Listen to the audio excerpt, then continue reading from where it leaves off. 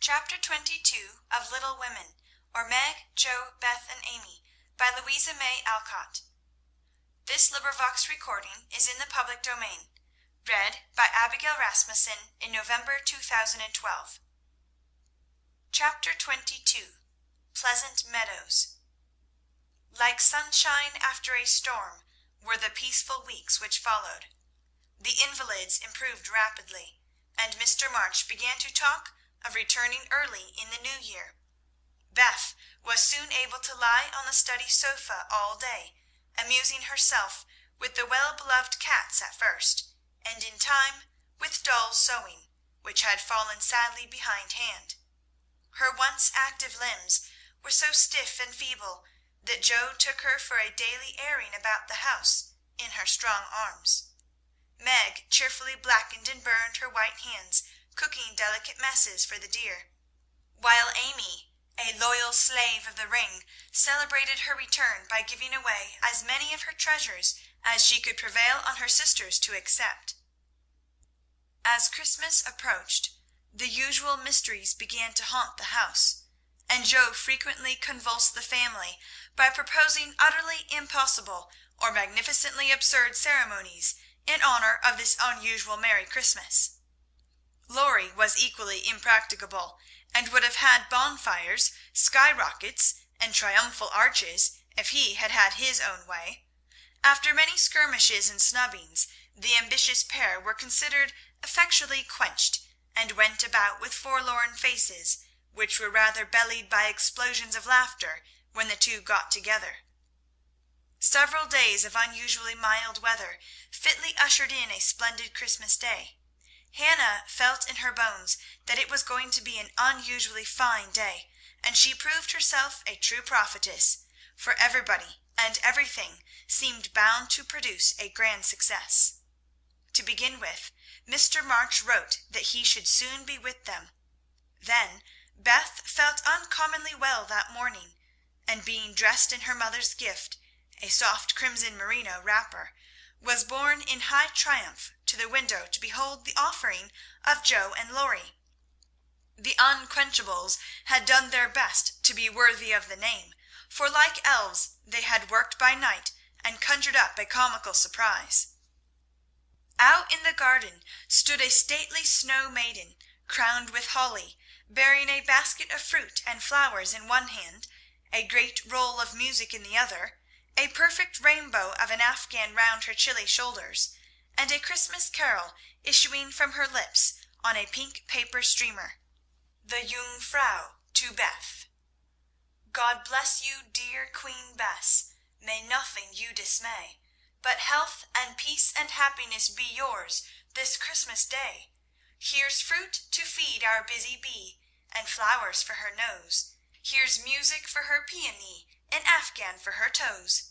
A portrait of Joanna, see, by Raphael No. 2, who labored with great industry to make it fair and true. Accept a ribbon red, I beg, for Madame Purr's tail, and ice cream made by lovely Peg, a Mont Blanc in a pail. Their dearest love my makers laid within my breast of snow. Accept it, and the Alpine maid, from Laurie and from Jo. How Beth laughed when she saw it! How Laurie ran up and down to bring in the gifts, and what ridiculous speeches Jo made as she presented them. "I'm so full of happiness that if father was only here I couldn't hold one drop more," said Beth, quite sighing with contentment as Jo carried her off to the study to rest after the excitement, and to refresh herself with some of the delicious grapes the Jungfrau had sent her. "So am I," added Jo, slapping the pocket wherein reposed the long-desired Undine and Sintram. "I'm sure I am," echoed Amy, poring over the engraved copy of the Madonna and Child which her mother had given her in a pretty frame. "Of course I am," cried Meg, smoothing the silvery folds of her first silk dress, for Mr. Lawrence had insisted on giving it. "How can I be otherwise?"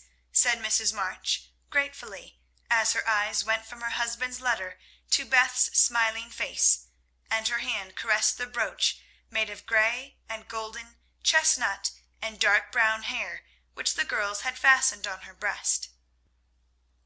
Now and then, in this work-a-day world, things do happen in the delightful story-book fashion, and what a comfort it is! Half an hour after everyone had said they were so happy they could only hold one drop more, the drop came.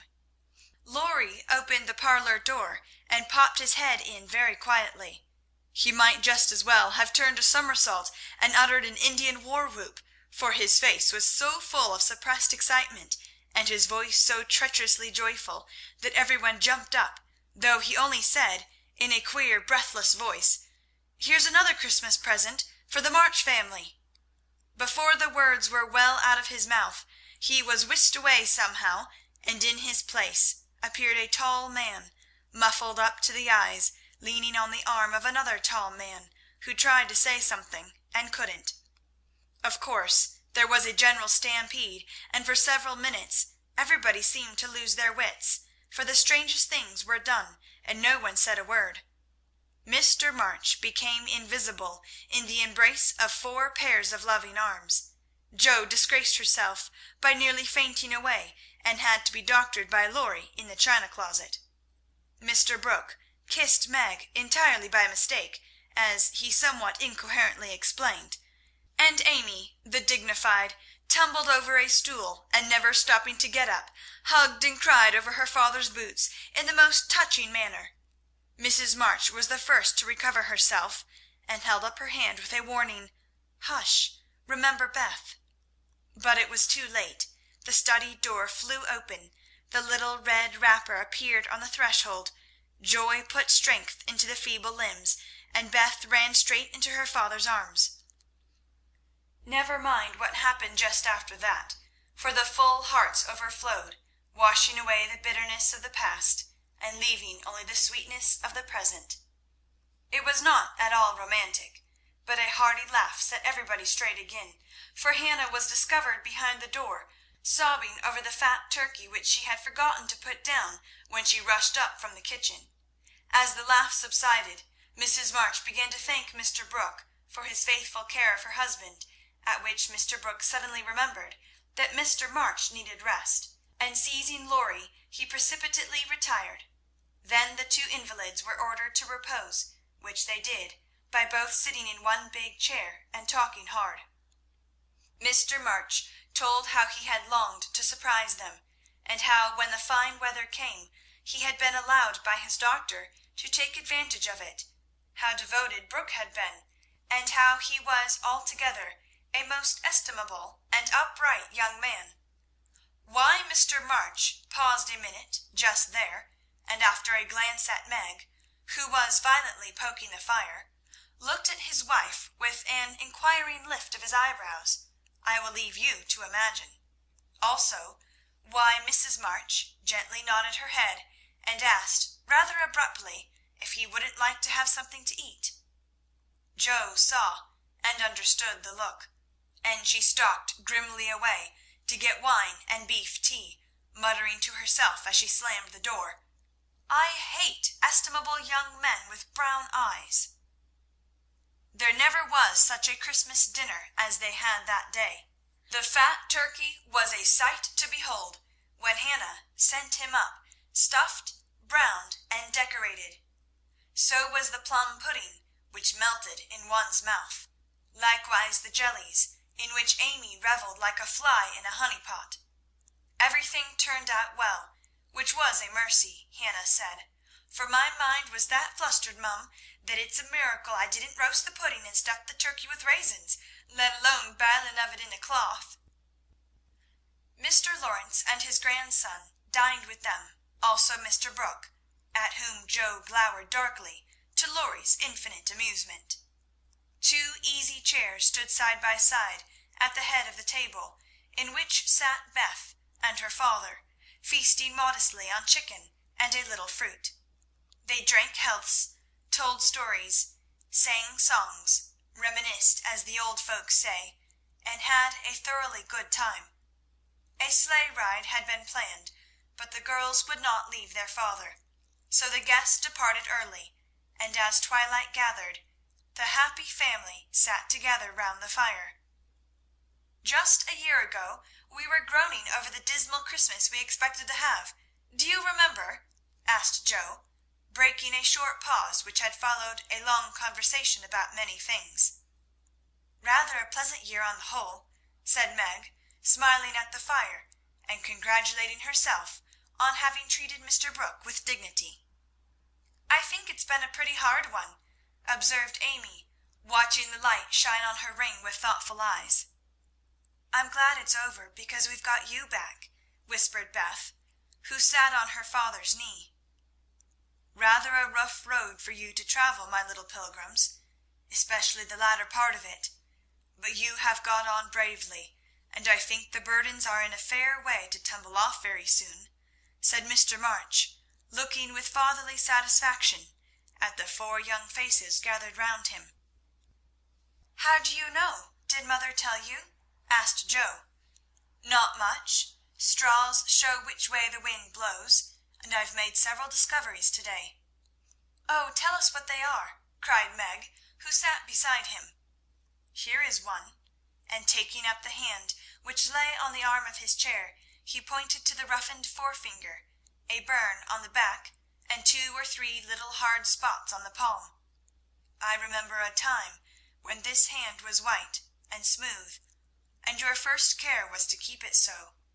It was very pretty then, but to me it is much prettier now, for in this seeming blemishes I read a little history. A burnt offering has been made to vanity. This hardened palm has earned something better than blisters, and I am sure the sewing done by these pricked fingers will last a long time. So much good will went into the stitches.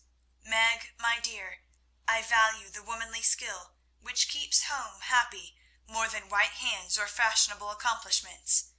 I am proud to shake this good, industrious little hand, and hope I shall not soon be asked to give it away."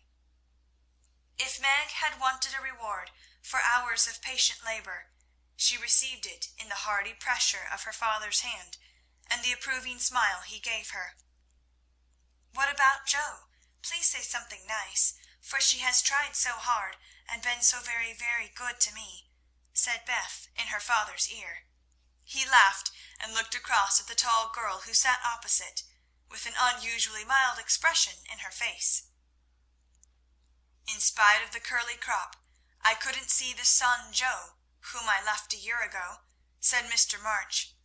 "I see a young lady who pins her collar straight, laces her boots neatly, and neither whistles, talks slang, nor lies on the rug as she used to. Her face is rather thin and pale just now, with watching and anxiety, but I like to look at it, for it has grown gentler and her voice is lower. She doesn't bounce, but moves quietly, and takes care of a certain little person in a motherly way which delights me. I rather miss my wild girl, but if I get a strong, helpful, tender-hearted woman in her place, I shall feel quite satisfied. I don't know whether the shearing sobered our black sheep, but I do know that in all Washington I couldn't find anything beautiful enough to be bought with the $25 my good girl sent me." Joe's keen eyes were rather dim for a minute, and her thin face grew rosy in the firelight as she received her father's praise, feeling that she did deserve a portion of it. "Now, Beth," said Amy, longing for her turn, but ready to wait. "There's so little of her, I'm afraid to say much, for fear she will slip away altogether, though she is not so shy as she used to be," began their father cheerfully. But recollecting how nearly he had lost her, he held her close, saying tenderly, with her cheek against his own, "I've got you safe, my Beth, and I'll keep you so, please God." After a minute's silence, he looked down at Amy, who sat on the cricket at his feet, and said with a caress of the shining hair, "I observed that Amy took drumsticks at dinner, ran errands for her mother all the afternoon, gave Meg her place tonight, and has waited on every one with patience and good humour. I also observe that she does not fret much, nor look in the glass, and has not even mentioned a very pretty ring which she wears, so I conclude that she has learned to think of other people more and of herself less, and has decided to try and mould her character as carefully as she moulds her little clay figures. I am glad of this, for though I should be very proud of a graceful statue made by her, I shall be infinitely prouder of a lovable daughter with a talent for making life beautiful to herself and others. "What are you thinking of, Beth?" asked Joe, when Amy had thanked her father and told about her ring. "I read in Pilgrim's Progress today how, after many troubles, Christian and Hopeful came to a pleasant green meadow where lilies bloomed all year round, and there they rested happily as we do now, before they went on to their journey's end," answered Beth, adding, as she slipped out of her father's arms and went to the instrument, "It's singing time now, and I want to be in my old place. I'll try to sing the song of the shepherd boy, which the Pilgrims heard. I made the music for father, because he likes the verses." So, sitting at the dear little piano, Beth softly touched the keys, and in the sweet voice they had never thought to hear again, sang to her own accompaniment the quaint hymn, which was a singularly fitting song for her. "He that is down need fear no fall, he that is low no pride, he that is humble ever shall have God to be his guide. I am content with what I have, little be it or much, and, Lord, contentment still I crave, because thou savest such. Fullness to them a burden is, that go on pilgrimage. Here little, and hereafter bliss, is best from age to age." End of chapter 22.